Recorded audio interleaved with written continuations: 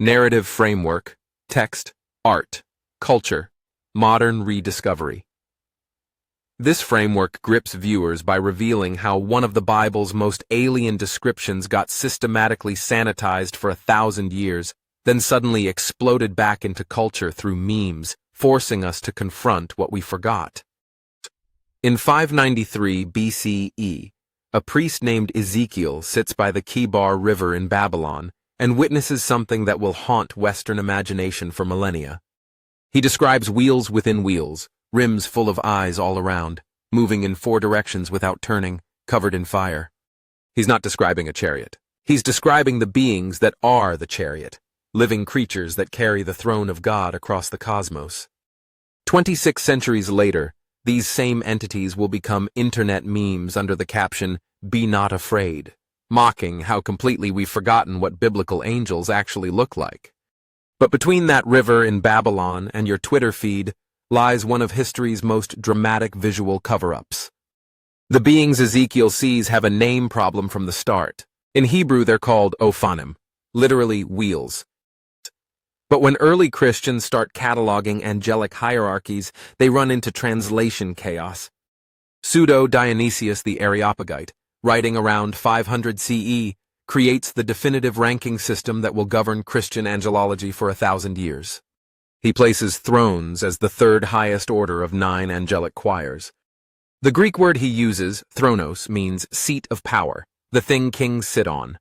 Already we're moving away from wheels toward furniture. Here's where it gets strange. Dionysius knows about the ophanim. He's read Ezekiel. But he makes a choice. He treats thrones and wheels as the same beings, or perhaps thrones as the category and ophanim as the mechanism. The distinction blurs. And in that blurring, something crucial gets lost. Because Ezekiel's description isn't vague. Chapter 1, verse 18. Their rims were high and awesome, and all 4 rims were full of eyes all around. Verse 21. When the living creatures moved, they moved. When the creatures stood still, they stood still. And when the creatures rose from the ground, the wheels rose along with them, because the spirit of the living creatures was in the wheels. These aren't angels with wheels.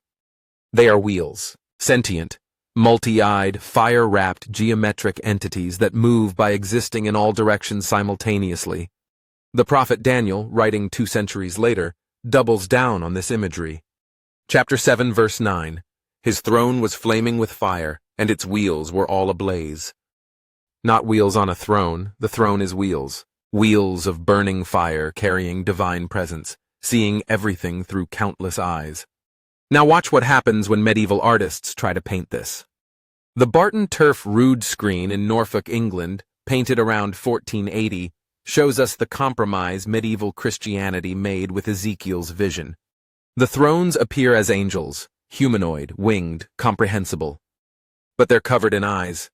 Dozens of eyes painted across wings and robes and faces, a desperate attempt to preserve the surveillance aspect while making the form bearable to human psychology. The wheel has become a person wearing wheelness like a costume.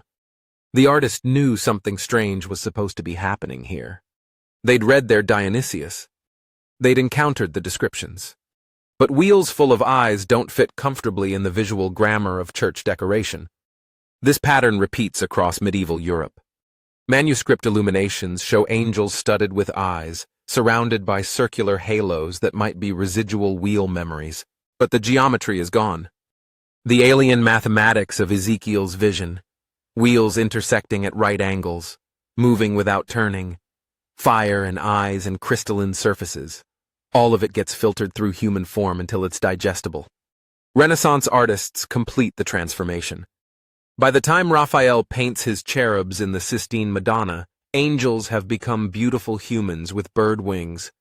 Thrones disappear entirely from popular depiction. The hierarchy Dionysius created, seraphim, cherubim, thrones, dominions, virtues, powers, principalities, archangels, angels, becomes invisible except to theologians. Western art settles on a single image, the pretty angel with feathered wings and a halo. Ezekiel's wheels sink into obscurity. For 500 years, that's where they stay. Then something unexpected happens. Video games need angels. When Japanese developers at Atlas create Shin Megami Tensei in 1987, they do something Western artists haven't done in centuries. They actually read the source material. Their ophonym are geometric horrors, wheels within wheels bristling with eyes. When Bayonetta launches in 2009, its angels aren't beautiful. They're gold-ringed gyroscopes of divine judgment, closer to Ezekiel than to Raphael. These aren't conscious artistic statements. They're designers thinking, what would make a memorable boss fight?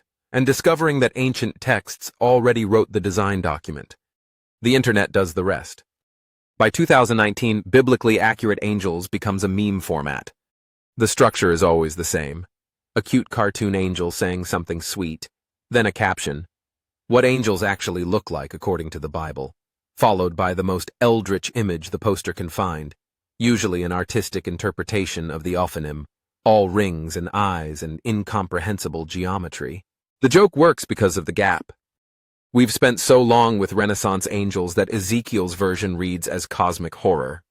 But here's the deeper strangeness that even the memes miss. These beings, these burning wheels covered in eyes, are described in multiple sources as characterized by peace and submission. The second book of Enoch, written sometime in the 1st century, places thrones in the 7th heaven and describes their primary function. They rest.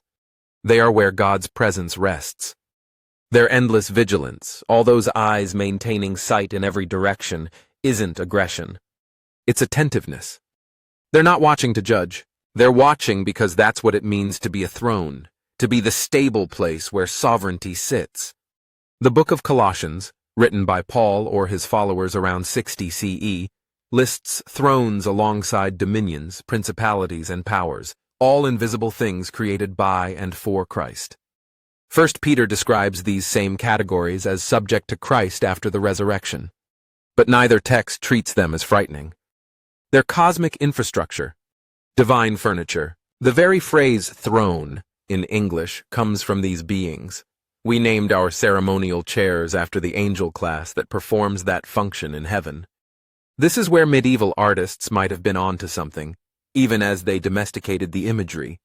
By painting the thrones with eyes everywhere, they preserved the crucial detail. These beings see. Their seeing is their nature. Every eye represents not surveillance but witness, not judgment but presence. The wheels don't need faces because they're already all face, all gaze, all attention turned toward the divine. Jewish tradition adds another layer. Some sources equate the ophonym with the Erelim, usually translated not as thrones but as valiant ones or heroes. Isaiah chapter 33 mentions Erelim in a context of weeping and mourning, suggesting beings capable of emotion, not geometric abstractions. Other rabbinical sources treat them as distinct classes, the Erelim as warrior angels and the Ophanim as something else entirely, perhaps closer to the living creatures, the Chayot, that Ezekiel sees in the same vision, their wings touching, their movement synchronized with the wheels. The distinctions matter because they reveal how hard every tradition works to categorize the uncategorizable. Christianity merges thrones and ophanim and treats them as stable entities in a fixed hierarchy. Judaism multiplies categories, creating space for nuance and contradiction. Both systems are trying to make sense of descriptions that resist sense-making. Wheels within wheels, eyes without number, fire that doesn't consume, movement in all directions simultaneously. Modern physics offers accidental metaphors. Ophanim, as described, don't move through space. They exist in multiple positions at once, like quantum particles before observation collapses the wave function. Their wheels within wheels structure suggests dimensions humans can't directly perceive, geometry that only makes sense from angles we don't have access to. None of this is in the text, but the text allows it, which is perhaps the point. These beings exist at the boundary of describability. That boundary is where the memes live, where the video game designs hit their mark, where medieval artists covered their angels in eyes and hoped it was enough. The Barton turf screen preserves that uncertainty in painted wood. The artist knew thrones were supposed to be strange, supposed to carry some quality that made them different from regular angels. The solution, humanoid forms studded with witnessing eyes, splits the difference between comprehensibility and truth. We've never stopped making that same compromise. Every artistic choice is a negotiation with impossibility. Show the wheels and lose the personality. Show the person and lose the alien mathematics. The Renaissance chose beauty and lost strangeness. Contemporary fantasy art often chooses strangeness and loses the sacred. The memes choose horror comedy and lose both. But something else is happening in that meme moment, something closer to Ezekiel by the river.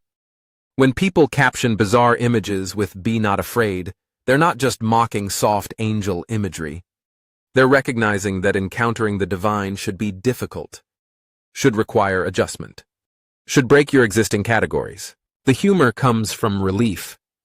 Relief that Christianity didn't always look like greeting cards, that the texts contain multitudes, that someone once wrote down "wheels full of eyes" and meant it literally.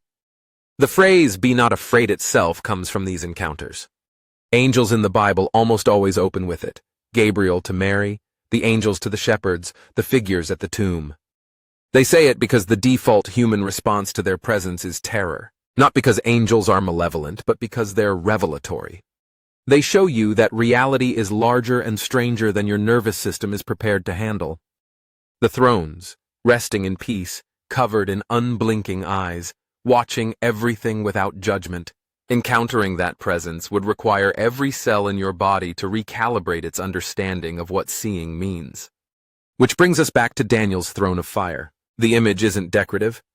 Fire transforms. It illuminates. It purifies not by destroying, but by revealing what survives burning. Wheels of fire, eyes of fire, presence of fire. The repetition matters. These beings don't just carry the throne. They are the throne in its active state, the place of divine sovereignty made kinetic, mobile, present everywhere through the geometry of wheel and wheel. And here's what 15 centuries of art couldn't quite capture. That mobility is the point. The God of Israel isn't stationary. Doesn't stay in temples or on mountaintops. Goes into exile with the people, moves through history, appears by rivers in Babylon to priests who've lost everything. The Ophanim, the thrones, enable that motion. They're the technology of divine immanence, the mechanism by which transcendence becomes local. Wheels don't rest. They roll. And somehow these beings manage both, eternal rest and eternal motion, stability and dynamism, throne and wheel. This is what we forgot and what the memes accidentally remembered. That the sacred is supposed to be disorienting. That peace and submission in cosmic terms might look like wheels and fire and eyes to limited human perception. That the gap between description and depiction isn't a failure, it's the space where wonder lives. The Barton Turf artist understood this. They painted eyes everywhere because omniscience demands omnipresence of gaze. Medieval theology understood this. Dionysius ranked thrones high in the hierarchy because proximity to God requires beings capable of sustaining that proximity, and wheels covered in witnessing eyes apparently have that capacity. The video game designers understood this. They needed angels that felt genuinely other, and 1,000 years of pretty paintings hadn't prepared anyone for what the texts actually described. We call our ceremonial chairs thrones. We describe people with power as seated on thrones. But we've preserved the metaphor while forgetting its origin, that thrones are not furniture but beings, not objects but subjects, not passive seats but active observers maintaining the cosmic order through peaceful, vigilant presence. The word carries that weight whether we recognize it or not.